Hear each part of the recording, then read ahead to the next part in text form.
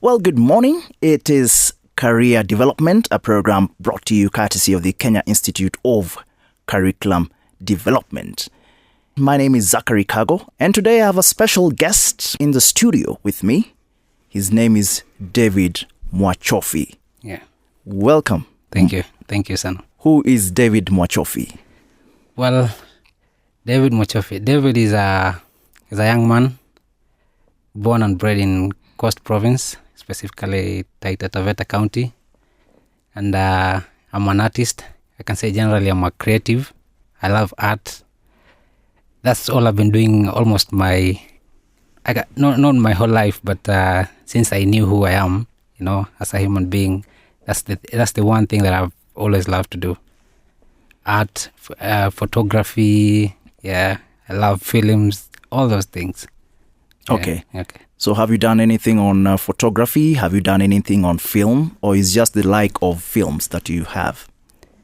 Well, for film, I haven't done much. But if I'm to talk about photography, I used to be a photographer back in high school. So it started as a passion, but it became a career at some point because I had schoolmates who wanted maybe to take their photos, you see. And I used to earn some cash through the photography at that time because maybe I was the only photographer. I was the only person with the camera, with a camera in that school. And I used to make some good money at that time. But apart from photography, I still used to do art at that time. And I think I lean more on art, not photography, not much of photography. I think art took the better part of my time, sana. So that's what I've been doing since then. Yeah. Interesting. So what made you transit from photography to fine art? Well, I think it's just how... Okay, to be honest, I think the people around me, they thought maybe I was so good at it. And that really inspired me, maybe just the approval from my friends, my close friends, my classmates, the schoolmates. And I thought maybe this is something I can do, And over time, I found myself into it. Actually, if I'm to say something, before that, something happened when I was in primary school. I got sick, so I wasn't going to school much. And actually, I was bedridden for like 6 months, I think. So when people are given like the schoolwork to draw maybe the maps and when I got to class 6, class 7, the productive system. So they would bring me their books and their assignments to draw for them, And I'm thankful for them because when they get back to school, wakipeleka hizo assignments, wakiuliza, are you the one who drew this? They say, no, it's not me, it's David. You see? So as much as sikuwa naenda shule sana, but I think that's where it started.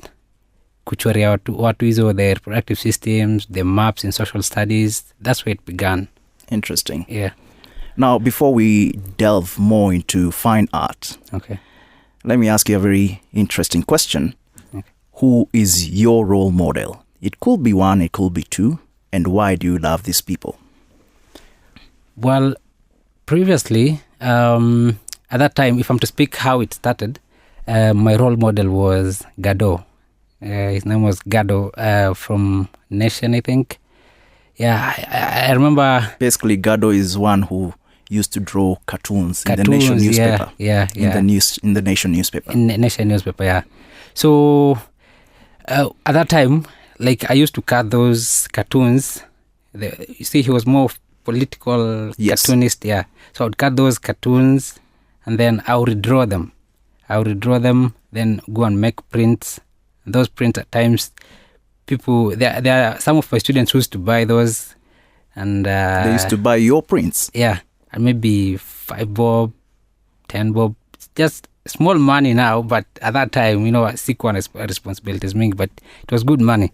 It was good money. No necessarily at times at the pesa, but we just trade off because sometimes we are students, we don't have money. So they give you something, you give them the prints, and life moved on. Yeah. Wonderful. Yeah. So Gado was one of your role models. Do you have any other role model? At the moment, yeah. With the social media, people are posting more of their artworks out there, and I've gained a lot of I've had a lot of virtual mentors, people who I see online, and their artworks really inspire me. Like who? For instance, there's this Canadian guy by the name Bobby Chiu. He's an animator, and mostly he's an animator, but the way he does his art, he's not just an artist, but he brings other artists because he's someone who has been in the industry for quite some time. So he has created like an online school where his network, he knows who work in this big industry, in the animation industry, the Lionsgate, Sony, and Disney. So he brings the artists in those industry and interview them, and some of them, they have these online courses where they teach what they know, what they have been doing in their career this whole time. So I think Bobby Chiu is one person I really follow closely because he is kind of close with people who are teaching or who have the knowledge that is currently, it's being used in the industry at the moment. Yeah. All right. Yes. So we've talked about role models. Yes. And you've mentioned two. Yeah. One, of course, from here, from Kenya, and the other one from one of the international countries. Yes. What motivates you in life? It's a tricky question. We are motivated by money. We are motivated by maybe prayers or something. Tell me. Well, what motivates me? It's many things, but I think where I'm from, life is not easy. And that alone can really motivate someone because my background and how we have been brought up, it's really tough. It's really tough. And every day when I wake up, I'm like, I want to see a change in where I'm from, you see. And things back at home, the drunkenness, people having maybe, I don't want to say not having a vision in life, but you know how it is right now. It's tricky. People are just, I think that's what motivates me. My background, where I'm from, it really, really motivates me. Interesting. Yeah. You are a fine artist. Yeah. Basically, what does fine artists do for somebody who might not know? Well, a fine artist, can say fine artist is maybe reproducing, let's say, well, it's in many forms, but there are people who are into fine art, like someone may bring a photo and an artwork, and you can't even tell the difference, you see. And that's what maybe some people call fine art, and that's what fine art is. But I think there is more into fine art than just reproducing the art. Please, can you repeat the question again? Because what is fine art basically? And I've seen what you've done. Yeah. How can you describe what fine art is based on what you've done? Well, I think what I do is making realistic photos. Yeah, but if I'm to speak of what I really do and what I love about the kind of stuff I do, it's something I want people, like where I'm from, I want people to see what I'm doing and maybe motivate someone, because some of us, when we're growing up, we didn't have so many role models, and at that young age, it's a vital age that you can really lose your direction. Your direction. And so I don't know if I'm answering it correctly, but I really want to inspire someone into doing what I do. So fine art basically is drawing. Yeah. Basically is drawing. Yeah. So what are the categories of fine art, if I may ask that question? What are the categories of fine art? Are there different types of fine art according to you? Not really. I'm not sure, but okay, I don't know if I'll be going to another direction, but maybe categories of art, I can say maybe fine art will be one of them. Then there is animation. I think it falls under the umbrella of art. Even photography itself falls under that. I mentioned animation, fine art, photography, graphic design. Graphic design. Yeah. Okay. So I have seen that you do portraits. Basically, you can draw presidents, you can draw members of parliament to be exact the way they look. Yeah. What are the qualities of a fine artist according to you? And when did you start this? Just remind the listener when you started drawing, basically. Well, as I said previously, I started drawing back in primary school, Around that was in 2008 when I was in class 7. That's when I started drawing. Yeah. So what are the qualities of a fine artist? Quality of a fine artist. Maybe this may sound like I'm bragging, but someone who is very focused. Just brag. Just continue bragging. I don't think that would be okay. But quality of a fine artist. If you are to get into this industry, I think the one thing that it teaches you need to be very focused. Yeah, so it becomes part and parcel of your life. Like I can say maybe if I'm doing something, I have to see it through. Like I don't know if that's a quality, but it becomes part of you, like just to see something from the beginning to the end. To the end. Yeah. So you have to be focused. That's one of the qualities. Quality, yeah. Determination. Where does determination come in when it comes to fine art? Yeah. You really have to be determined because, okay, you see, so if you're not determined, and it's just the same qualities that someone who is doing any other thing should have. I don't think there's anything in particular, but like you really have to be determined with that. Okay. Yeah. So we talked about focused. You have to be a focused person to be a fine artist, and of course there are other issues like creativity, determination. Before I get to fine art as a career, what are some of the challenges that you've gone through in fine art, especially creativity-wise? Well, there's a lot I can say in that, but if I'm to summarize, challenges. Well, out here,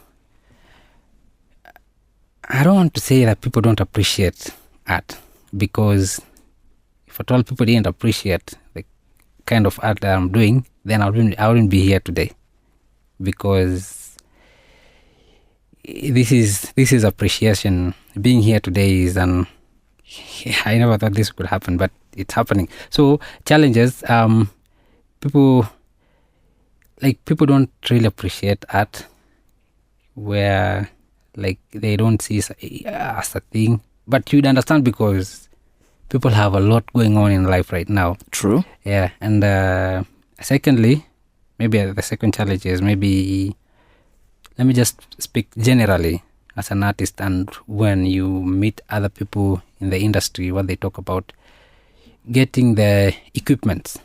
You see, the equipment of maybe making good art. You see, like right now, you try to compare with maybe kama venye mimi niko hapa saizi, then I'm trying to compare myself with someone maybe in, let's say, Brazil or the US, or maybe even South Africa.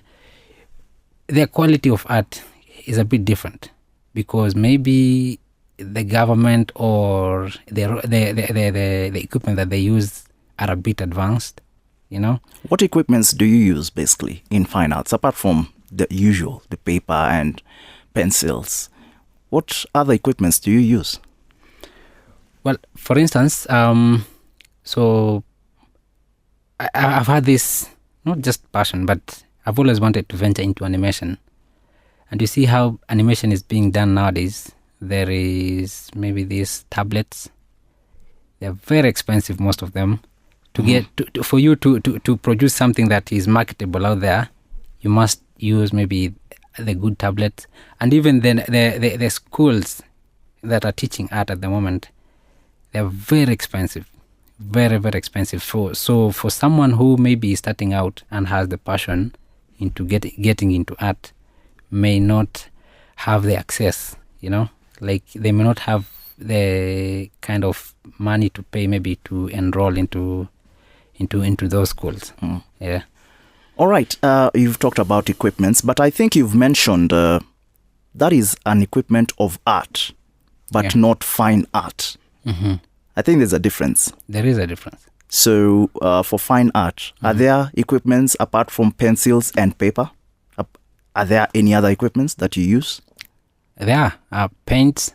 Paints? Pens which are very, very expensive. Oh, really? Yeah, they're very expensive because, you see, like the normal paints, hizi zenye ziutumika kwa mural, if maybe you have to produce, actually the paints, the canvas, they're very, very expensive. For you to, like, for your art to be accepted maybe in a museum, there are certain qualities that they look at. Yeah, they look at. Wonderful. Yeah.